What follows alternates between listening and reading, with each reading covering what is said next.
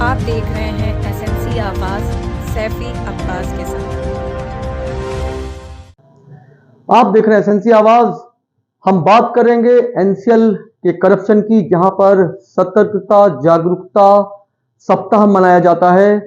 Corruption से बचने की शपथ ली जाती है और उसके बाद खूब जमकर करप्शन किया जाता है, खूब जमकर भ्रष्टाचार किया जाता है। लेकिन हैरान कर देने वाली बात यह है कि एनसीएल के बीना खदान से विदेशी डंपर का 12 टन का इंजन गायब हो जाता है, चोरी हो जाती है, उस पर जांच होती है।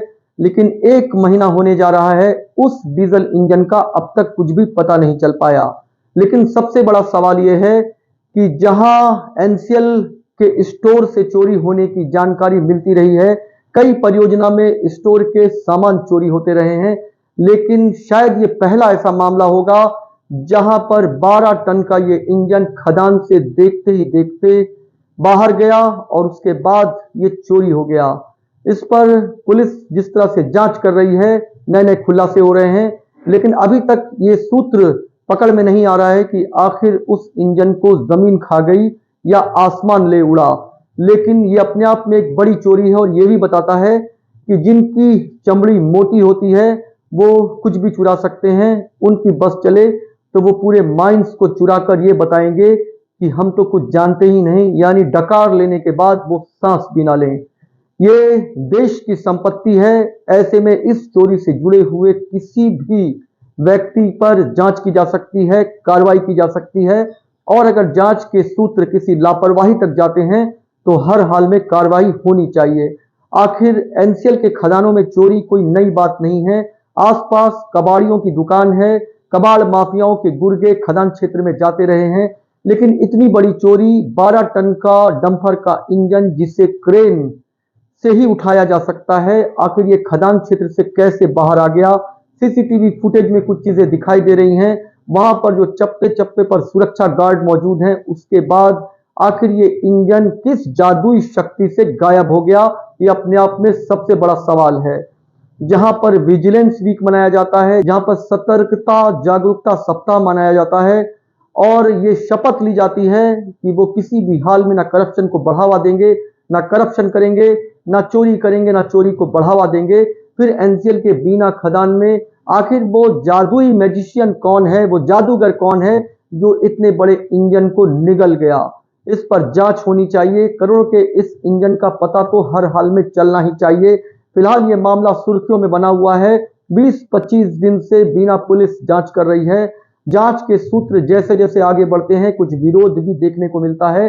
लेकिन विरोध क्यों हो रहा है, ये अपने आप में एक बड़ा सवाल है। सबसे बड़ी बात यह है कि इस विरोध के बीच में जांच चल रही है और इस जांच के बीच में उस इंजन को ढूंढा जा रहा है जो इस तरह से गायब हो गया, जैसे लग रहा है कि उस इंजन का तो कभी कोई वजूद ही नहीं था। लेकिन एनसीएल के खदानों में चोरी होती रही है और जिस तरह से इस 12 टन का इंजन, इस विशालकाय डंपर का इंजन चोरी हो गया, ये हैरान कर देने वाला मामला है।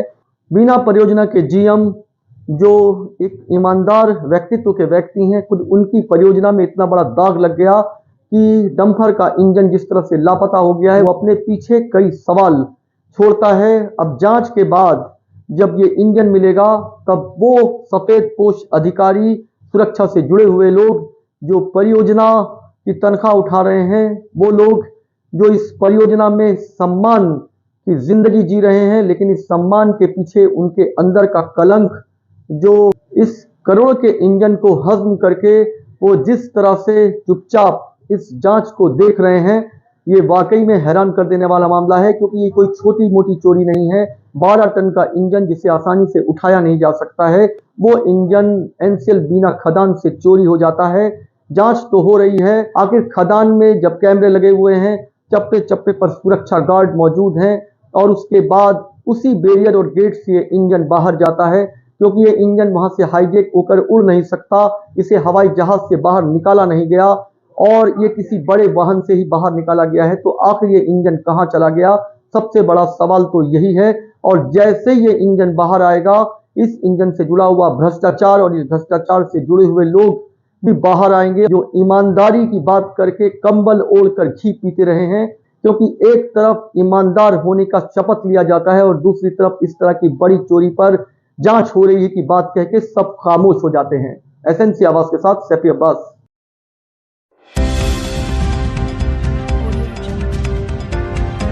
आप देख रहे हैं एसएनसी आवाज सैफी अब्बास के साथ।